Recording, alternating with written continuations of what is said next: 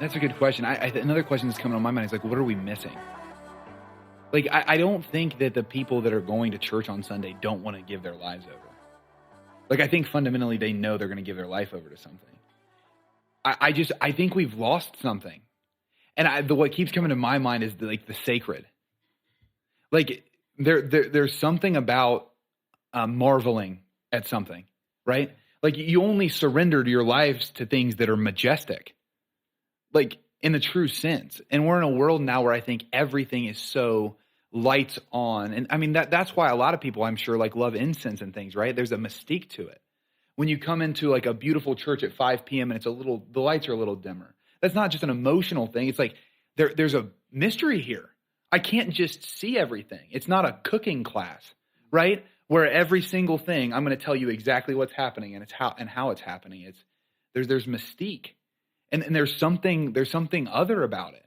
And I don't know, like, I don't even know where I'm going. I just wonder, like, if that's a question that we ask enough. Like, what am I missing? You know, because I feel like, to your point, Aaron, when I am going through the motions, it's because I'm missing something. Yeah. Like, I'm missing that God's doing something crazy awesome, or that He's changing me, or that I sound different. I think there's a lot of things. I love that response, Brad, but I think that may be more a reflection of you right now than it is reality. Okay, sure. So sure, because yes, like in order as a human being, I constantly need to have the form changed up, so that I can stay flexible. Yeah, we've talked about that, right? Like on in. personal prayer or something, right? But you can sure bet that the day we get to majestic, smoky, dark rooms, that I'm going to make a form of that. Yeah, right.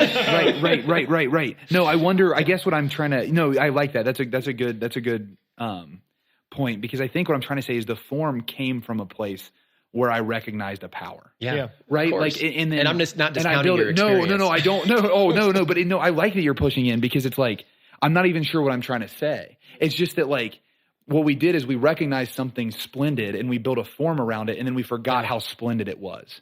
You know, I'm not saying that universally, absolutely. But there is if something. you go to the same waterfall day after day after day after day, sooner or later you're going to stop worshiping God. Yes, and then you're just going to be like, that's I've exactly been here it. before. That's exactly it. But how do you? But why is that? Like, that's what I'm saying is, what are we missing? Because, like, I want to be in such a state in my life where I go to that waterfall and, like, I don't start just making it like too normal. Maybe there was this interesting moment where, and I'm not bragging on myself by any. It was just a recognition that I had where I was there, like, so amazed by this waterfall, taking a picture of the waterfall, and then off to the right I see like 3 other people taking selfies of themselves with the waterfall behind them, right? And it's like, okay, I've actually made the selfie myself in the waterfall the primary emphasis here, as opposed to look what God built. Like, no human hand could have, and it was all of these buildings like that human people had built, and it was like, oh wow, that's really neat. There's a building that looks like it's upside down, all this weird stuff in Pigeon Forge, and then there was this waterfall that, like, only God could do this. Man couldn't do this, and we're taking selfies, and I think that when we get off the compass, we always will get off the compass whenever the compass isn't Him and His people. When like the 2 ways that I know I'm always not about the form of godliness, but I'm in godliness, is when my focus is on Him and on His people. That's where we find power. We find power when I'm looking at Him and His glory and His majesty and His power. That whenever I'm oriented towards Him, I'm always going to discover power. Yeah. And then as He teaches us so beautifully in His own life, Jesus shows us that also when I'm oriented towards His people, others, when the focus is off of me and on you, I discover God's power, right? That's why the charisms, Paul says, to each of you, you've been given a manifestation of the Spirit, but the manifestation of the Spirit is poured out for the sake of others. And so you don't see the power of God released in your ministry for your own sake, right? It's for the sake of others. So there's the power of God I discover when I gaze upon Him. And then there's the power of God that I discover when I gaze upon His people. And I think those are our compasses. At least those are the compasses that keep me sensitive to, am I on track, or am I living this life of selfishness? Yeah, well, that's where mystery's at. Mystery is in God and in others, and that's what I think I'm trying to get at, is the moment I explain away mystery, I've made myself God because I'm sufficient. I understand the functionings of the Mass, and so now I'm a saint. I understand the functionings of the Liturgy of the Hours, and so now I'm a saint. I understand human communication and how to rouse a crowd, and so now I'm an evangelist. But the more I get rid of the necessity for mystery, I begin building functions that replace it. And again, the form of the Mass is supposed to enter us into mystery. And so that's where we have to be careful to make it the answer to mystery instead of the launch pad to it, And I do that all the time. Like I've had to discipline myself because I talk to young adults so often. In the world, young adults are going to say they're busy, sick, and tired. That's what they always are. Like every conversation, the first conversation that I have with a college student on my college campus, if I ask them how they're doing, I already know the conversation. It's going to go in one of those three streams, and I know where it'll land. And I used to get so bored with that. But then the Lord was like, yeah, but even with that, why are they? What are they interested? There's still mystery that can even be derived from the most surface level basic response that people are giving me. So anyway, I think to your point, God and his people, I guess all I'm trying to say in that is I think it's because we're supposed to give our lives fully without knowing it, because there's a faith in that. I give my life to mystery, because if I gave my life to certainty, there's no faith. I don't know. There's something in that I'm wrestling and churning out. I see us painting a picture of a good old fashioned both and, right? That in Paul's letter to Timothy, we see this kind of warning almost to avoid the duality, right? To run away from those people who would be godless. But at the same time, of course, our mission is to the godless, right? Our mission is to the lost. Mm-hmm. So I think it's good to recognize that as we both in the church and in the world, we see examples where we are tempted and where others have been tempted to form over power. I think the question I have is, what is our response? Mm-hmm. Because there's going to be times where I settle into the place and I become comfortable and I create a form around the contemplative expression of the faith. There's going to be a time where I paint a form around even a more secular expression of the faith. I don't think the answer is in pushing away one or the other, but the answer's got to be found, like Dan said, what does it look like to have a life that's surrendered to the Holy Spirit in each of these circumstances? Yeah. Because it'd be a sad day once the church buckles in and says, hey, we need to stop leaving the Mass, because that's where the mystery is found.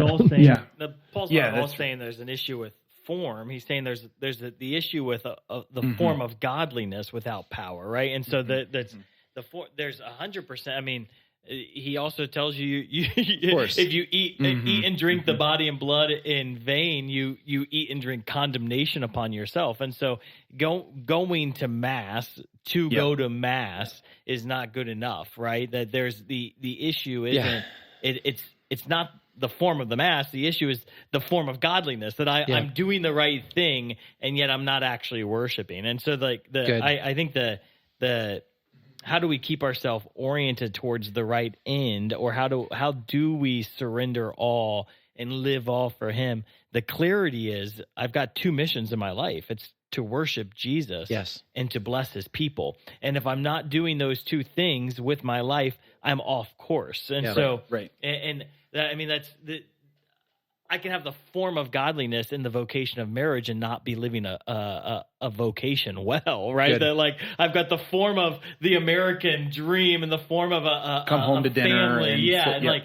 But if I'm not loving, if my focus isn't on worship of God and love of my family, it's just a form without any power, and it's not a vocation. And you can hear Paul's heart breaking in that, because what he's saying is, you taking the form of religion might actually convince your heart that you are worshiping, but it's actually a deeper thing than that. Does that make sense? Like it's this like, don't just go through it blindly. We already said go through the motions, but I think that's where Paul's heart's breaking is, oh, no. Don't get lost and just doing for the sake of doing. Make sure your heart accompanies, because when you bring your heart, when there's a heart-to-heart connection, that's when power happens. So like, make sure to bring that. And I think, because I love that it culminates there, because he's saying all of the things that we can so quickly kind of say, okay, well, I know I should avoid that. I know I should avoid that, right? Like, I don't want to be just a lover of pleasure. I don't want to just be a lover of money. Like, and I think we're taught that enough to kind of have a natural, like, okay, I kind of get that. But then to take the form of religion and deny its power, it's like, oh my goodness. Like that's most of my personal prayer times. It's like, I and that's good. I'd rather take personal prayer than not, but better than any is heart in personal prayer. Lord, let's have a heart-to-heart connection so power can flow from here so that we can actually do something, you know? Yeah, but just look at the American, like, just be careful that we're not accidentally a lover of pleasure and a lover of money. Does that like, so oh, sure, it's very simple to say, okay, I'm not going to be a lover of pleasure. I'm not going to be a lover of money, but you can't serve two gods. Yeah. He said, and so like, can't serve God and mammon. Yeah. I mean, the compass is it's just, I guess what I'm saying is there's a lot of form of godliness in our church, and yet we are still lovers of pleasure and we are lovers of money, and are we challenging this enough, or are we just singing the songs to have the form of godliness and going along with it because at least they're there on Sunday, right? Yeah. And but if I think just to be mindful of the fact that we don't want those who are with us on Sundays to perish because we're not challenging them with the truth that is your heart and is your lifestyle in union with the Lord here. Well, that's connecting a dot for me, because let's not allow ourselves to understand that we shouldn't love money more than God. Let that become so normal that we stop thinking about it. Which is the point I'm making on the form and power thing too, is like sometimes things become so normal to us. It's so normal for me to hear that I shouldn't love money and love pleasure that I stop thinking about it. But actually it's when I stop thinking about it and I just kind of, that I stumble back into it. Yeah. That I stumble back into it. And so it's almost like loving money can be a form. Like, or not loving money can be a form that I take. And I'm like, well, I don't love money. And it's like, well, no, I haven't thought about it in 2 years. And actually all I'm thinking about is retirement, you know, like it can happen so quick whenever it becomes too normal, which again brings me back to the mystery thing. I think, because I don't want to lose that. Like when I first had that conversion experience, like this whole thing blows my mind, you know, and then the more you know, you can tempt yourself to think you know more than you do. I don't know.